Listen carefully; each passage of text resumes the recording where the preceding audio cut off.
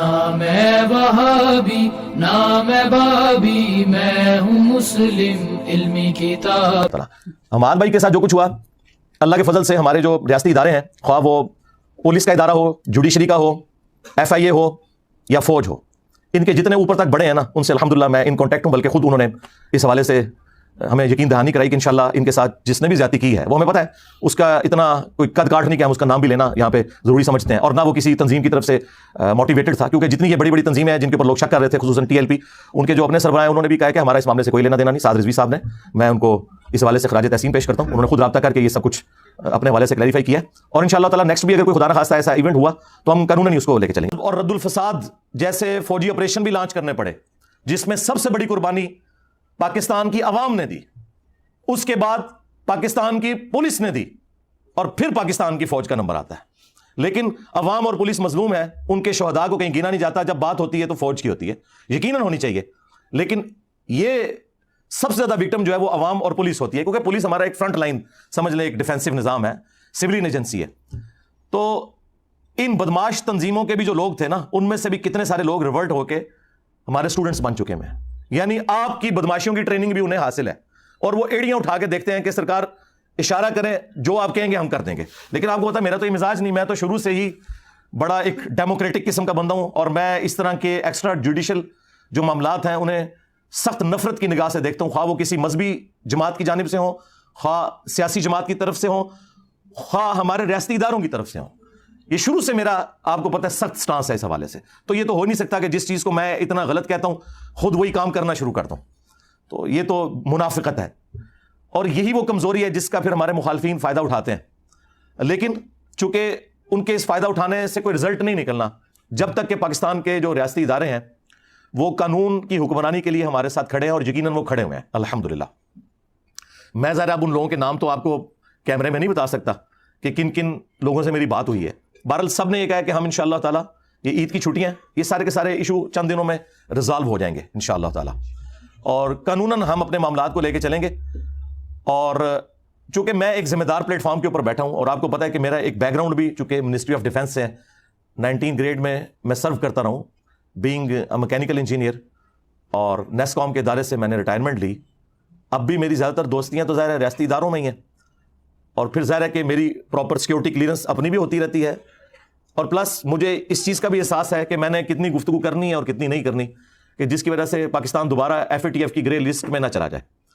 اسی لیے میں نے سوشل میڈیا پہ جب میرے حوالے سے بھی ایک فیک قسم کی ایف آئی آر اور کاٹی, ویسے وقتاً فوقتاً کاٹتے رہتے ہیں, جو ایکس ڈی جی تھے ایف آئی اے کے نام لیے بغیر میں بتاتا ہوں, انہوں نے مجھے خود فون کر کے کہا کہ سر 7,500 ایپلیکیشنز آپ کے خلاف پورے ملک سے آئی تھیں ایف آئی اے میں جس میں آپ کو قادیانی ڈکلیئر کیا انہوں نے.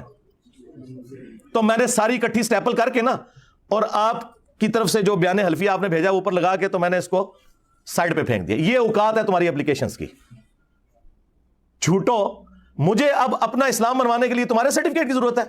ان لوگوں کو جن کے ابوں نے چشتی رسول اللہ پڑھوایا اور تمہارے ابوں نے اس کو چھاپا اور آج ہمارے کہنے پہ تم لوگ پیچھے ہٹ گئے ہو. کچھ عرصہ پہلے تک تو تم لوگ مناظروں میں دفاع کرتے رہے ہو, ٹھیک ہے, جن کے بزرگوں نے اشرف علی رسول اللہ کلمے کو انڈورس کیا, جن کی اپنی اوقات یہ ہے کہ کوئی قبر دیکھتے ہیں اس کے سامنے جھک جاتے ہیں.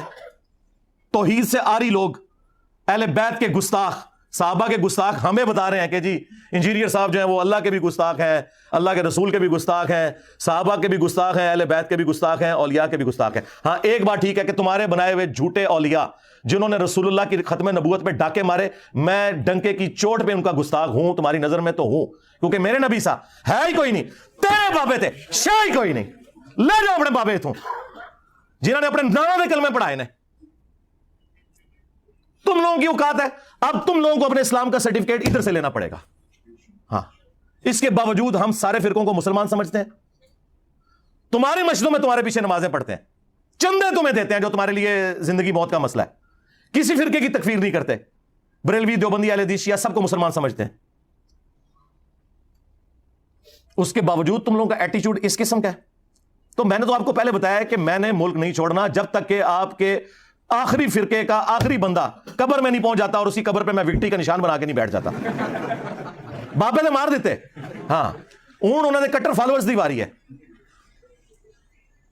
تو یہ اس طرح کی چیزوں سے مجھے کوئی فرق نہیں پڑنا. مجھے پتا ہے کہ آپ کا بڑا بھائی بھی آزاد ہو چکا ہے یکم شوال کو, یعنی شیطان لعین. اس لیے آپ لوگ کہہ رہے ہیں کہ یہ رمضان میں تو ہم مصروف تھے اور رمضان کے فوراً بعد ہم تحریک چلائیں گے جب ہمارے بڑے بھائی شیطان لعین نکل آئیں گے ان کی سرکردگی میں. تو سرکار چلاؤ, جتنی مرضی چلاؤ, کتے کی اوقات نہیں تمہاری. ایک کلپ چڑھاتے ہو نا, نیچے ذرا دیکھ لو کمنٹس پڑھ کے. تو میں نے کوئی بندے بھرتی نہیں کیے ہوئے, نہ میرے پاس جو ہے وہ DGISPR والا بجٹ موجود ہے, نہ عمران خان صاحب والا بجٹ موجود ہے. ہاں, میرے پاس کوئی بجٹ موجود نہیں ہے, یہ خود لوگ کرتے ہیں اور مزید کریں گے انشاءاللہ. اور پھر ان کی آپ چیخیں سنیں. اللہ کے بندوں, آؤٹ آف کانٹیکسٹ میری ویڈیوز کاٹتے ہو, چھوٹے چھوٹے ٹکڑے 3-3 4-4 سیکنڈ کے, جس میں میں نے حدیثیں بیان کی ہوتی ہیں. حدیث کے الفاظ کاٹ کے, جو میں نے حدیث میں سے بولا ہوا ہوتا ہے نا, اس کو جناب کلپ کاٹ کے کہتے ہیں دیکھو یہ بول رہا ہے جو کہ حدیث میں لکھا ہوتا ہے. تو اس طرح کرنے سے سب کو سمجھ آ رہی ہے کہ کیا ہو رہا ہے. آپ کی ساری FIRs پہلے بھی فارغ ہوئیں, اب بھی جو کٹوائیں گے وہ ساری فارغ ہوں گی. یہ میں اس لیے بتا رہا ہوں کہ ہمارے اسٹوڈنٹس بھی میرے والے سے ذرا فکر مند رہتے ہیں, تو میں انہیں بتا دوں ہم تمام قانونی معاملات کو, سیکیورٹی ایشوز کو دیکھ کے چل رہے ہوتے ہیں. آپ لوگ بار بار جو اپنا سیکیورٹی کنسرن پیش کرتے ہیں وہ اپنی جگہ, تو سب سے زیادہ تو سیکیورٹی کنسرن جو ہے وہ دار ارکم کے لوگوں کو ہے جو یہاں کے ٹیم ممبرس ہیں, اور ظاہر ہے کہ وہ یہ ساری چیزیں بڑی کلوزلی دیکھ رہے ہوتے ہیں, اور ہم ہر اینگل سے چیزوں کو لے کے چل رہے ہوتے ہیں. آپ لوگ سمجھتے ہیں کہ شاید کوئی لاپرواہی کے ساتھ یہ سارے معاملات چل رہے ہیں, ایسا نہیں ہوتا. اس لیے آپ لوگوں نے ٹینشن نہیں لینی. البتہ اگر خدا نہ خواستہ ہمارے ریاستی اداروں نے کہیں ہمارے ساتھ غداری کرنے کی کوشش کی, یا ہمیں کوئی لالی پاپ دینے کی کوشش کی, اور انہوں نے مجرمین کو نہ پکڑا, پھر ہم اس کے لیے کوئی سوشل میڈیا کے اوپر جو بھی کمپین ہے وہ چلائیں گے. پھر بھی ہم نے کوئی جتھا, کوئی پارٹی نہیں بنانی, نہ کوئی آرگنائزیشن بنانی ہے. یہ ہم پہلے بڑی بھوگت چکے ہیں, کیونکہ شروع میں تو مخلص لوگ آتے ہیں, پھر 2 نمبر لوگوں کے ہاتھ میں اس کی لیڈرشپ آ جاتی ہے. تو یہ کام ہم نے کرنا ہی نہیں. ہم شروع سے اس سارے معاملے کے خلاف ہیں. ہمارے لیے کوئی مشکل نہیں ہے بندوں کو سوشل میڈیا کے اوپر ایکٹیویٹ کرنا. میرے بھائی, کسی میدان میں 5000 بندہ بھی جمع ہو جائے, جس کو یہ کہتے ہیں 1 لاکھ کا مجمع, تو 5000 بندہ ہی ہوتا ہے, تو اس کا کوئی امپیکٹ نہیں ہے. لیکن سوشل میڈیا کے اوپر اگر 500 ایکٹیو لوگ آپ کی بات کو صحیح طریقے سے آگے لے کے چلیں, تو وہ 5 لاکھ کے اوپر بھی بھاری ہے. اس وقت تو ساری جنگ سوشل میڈیا کی ہے, اکانومی کی جنگ ہے.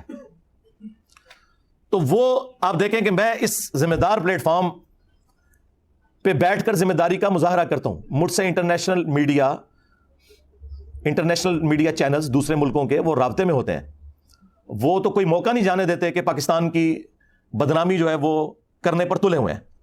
تو اگر میں نے اعلی کار بننا ہو تو میرے لیے کوئی مشکل کام نہیں ہے, اور نہ مجھے کوئی روک سکتا ہے. یہ میرا رائٹ ہے کہ میں کسی میڈیا چینل کو انٹرویو دے دوں, لیکن میں پوری ذمہ داری کے ساتھ دیکھتا ہوں کہ نہیں یار, جب پولیس کے ہیڈ نے مجھے فون کر کے خود یقین دہانی کروا دی کہ جی ہم اس معاملے کو لے کے چل رہے ہیں اور مجرمین کو پکڑیں گے جو بھی اس قسم کی ایکٹیویٹیز کر رہے ہیں ایکسٹرا جوڈیشل, تو پھر مجھے کوئی ضرورت نہیں. آپ دیکھ لیں نیچے بھی ماشاء اللہ تعالیٰ 2-3 گاڑیاں پولیس کی آئی ہوتی ہیں, ایلیٹ فورس, سارے لوگ آئے ہوتے ہیں. اس کے علاوہ بھی آرمی کی اپنی گاڑی بھی یہاں پہ گشت کر رہی ہوتی ہے, کیونکہ یہ کنٹونمنٹ ایریا ہے. تو ہر حوالے سے ہمارے ساتھ کوآپریٹ کر کے چلتے ہیں. تو ہم بھی اسی طریقے سے چلیں گے. اور خدا نہ خواستہ اگر کوئی اس طرح کا موقع آیا, پھر بھی کوئی پارٹی جتھا بنانا یا آرمڈ کنفلکٹ کرنا یہ نہیں ہے. وہ زیادہ اگر کوئی چیز ہوئی وہ پھر آپ کو دار ارکم جیلم اکیڈمی خود بتائے گی کہ جناب ہم نے یہ سوشل میڈیا کے اوپر معاملات کو لے کے چلنا ہے. لیکن ظاہر ہے کہ وہ بھی ہم نے کوئی اینٹی اسٹیٹ ایکٹیویٹی تو پرفارم نہیں کرنی. اس وجہ سے نہیں کہ ہم کسی اسٹیٹ کے ادارے سے ڈرتے ہیں, اس وجہ سے کہ ہم تو اسٹیٹ کے اداروں کو کہتے رہے کہ آپ نے پالیٹکس میں پنگا نہیں لینا, آپ نے اپنا کام کرنا ہے. تو ہم کیسے کوئی ایسا کام کر سکتے ہیں کہ جس کا جو ایک تانا ہے ہم اتنے سالوں سے اپنے ریاستی اداروں کو دیتے رہے, تو وہ کام میں خود تو نہیں کر سکتا. جبکہ اب انہوں نے اپنا قبلہ بھی کافی حد تک درست کر لیا ہے, لیکن ابھی بھی بڑی امپرومنٹ کی ضرورت ہے. میں سمجھتا ہوں کہ مسنگ پرسنس کا جو مسئلہ ہے یہ حل ہونا چاہیے. اگر پاکستان کے اداروں اور عوام کے درمیان جو ایک نفرت والا معاملہ ہے, اور اسی طریقے سے یہ جو جعلی کیسز بنائے جاتے ہیں مختلف اداروں کی جانب سے پولیٹیکل جماعتوں کے اوپر, پچھلی گورنمنٹ بھی بنواتی رہی عمران خان صاحب کی, اور یہ شہباز شریف صاحب کی گورنمنٹ بھی یہی کام کر رہی ہے. تو ٹھیک ہے, ان لوگوں کو کوئی خیال نہیں آتا. یہ جب اپوزیشن میں بیٹھے ہوتے ہیں تو انہیں آئین یاد آتا ہے, جب گورنمنٹ میں آتے ہیں تو یہ پورے بدماش بن کے بیٹھ جاتے ہیں. تو ٹھیک ہے, کل کو آپ پھر اپوزیشن میں جائیں گے. ہم تو میرے بھائی مظلوموں کے لیے پہلے بھی آواز اٹھاتے تھے, اب بھی اٹھاتے ہیں, لیکن ان مظلوموں کو کہتے ہیں جب اللہ تعالیٰ تمہیں کوئی کرسی دیتا ہے تو اس وقت پھر آپے سے باہر نہ ہو جایا کرو. کیوں اس طرح کی ایکٹیویٹیز پرفارم کرتے ہو کہ جس کی وجہ سے دوسروں کی زندگیاں ونریبل ہوتی ہیں, لوگ بدوائیں دیتے ہیں پھر آپ لوگوں کو. تو ہم نے کوئی اگر ایکٹیویٹی پرفارم بھی کرنی ہوگی تو سوشل میڈیا کے حد تک ہوگی. نہ میں وہابی نہ میں بابی, میں ہوں مسلم علمی کتاب.